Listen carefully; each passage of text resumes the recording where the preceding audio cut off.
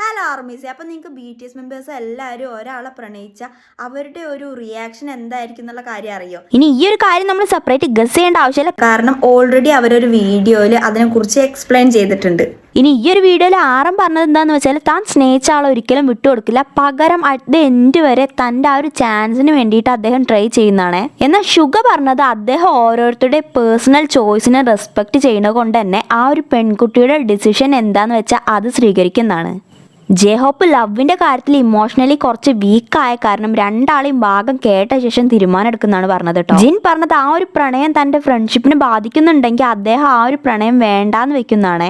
അതേപോലെ തന്നെ ഫ്രണ്ട്സിൻ്റെ ഇടയിൽ ഒരു പ്രശ്നം വരുന്ന കാര്യമായതുകൊണ്ട് തന്നെ അതിനുവേണ്ടി താൻ വേറെ ഒന്നും ചെയ്യില്ല, വിട്ടുനിന്ന് കണ്ടു നിൽക്കുന്നതാണ് അദ്ദേഹം പറഞ്ഞത്.